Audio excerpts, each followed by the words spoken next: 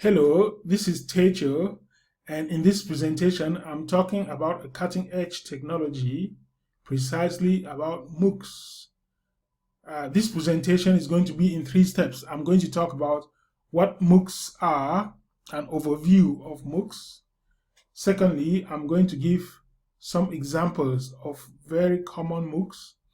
And thirdly, I will give some strategies about how we can implement MOOCs in our classrooms.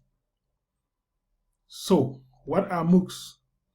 MOOCs are massive open online courses that have been popular since 2012. MOOCs, massive here, means that they are taken by very large amount of people.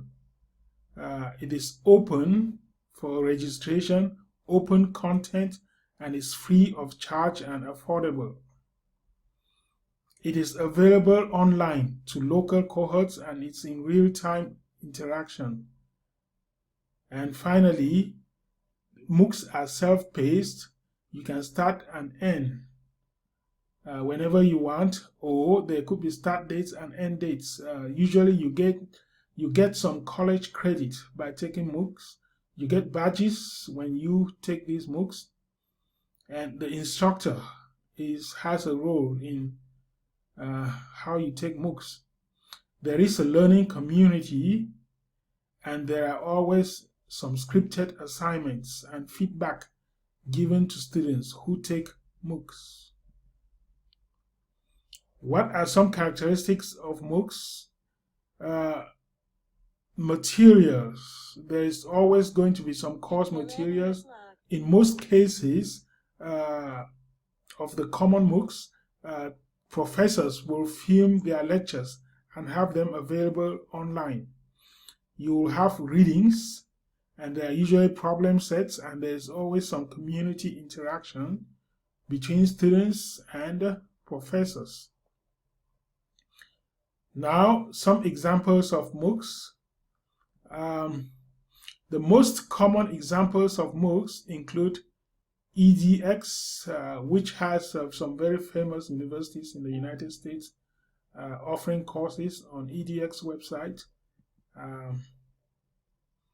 You have Coursera. I haven't tried Coursera before, but I have seen some of their courses and they seem pretty good as well.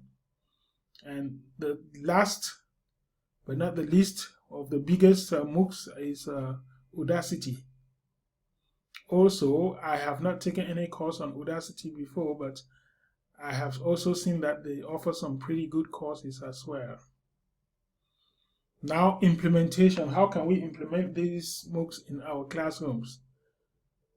Through my research, I found 3 or 4 common ways that we can implement them in our classrooms.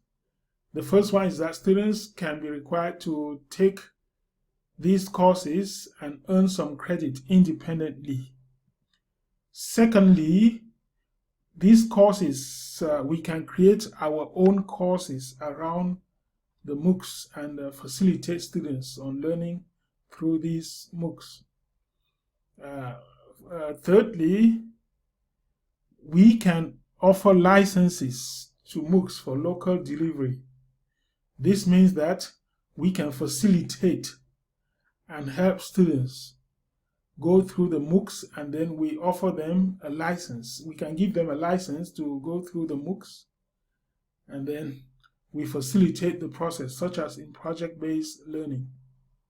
And finally, we can blend these MOOCs in our courses, in our classes. In other words, if we are having some sort of a project-based learning, we can include the content of MOOCs as part of the project, for instance. But most importantly, you can also build your own MOOC-like platform. In other words, you can build a website that will offer courses, freely available courses to students, depending on your curriculum and your syllabus. and then students can take these courses for free. It will look like a MOOC-like platform. So I have an example, which is something I built by myself, Techo Academy. From this website, students can take courses. They sign up for courses, and they can, at the same time, work with me in class and study online. So here are some of the references that I mentioned here. So thank you very much.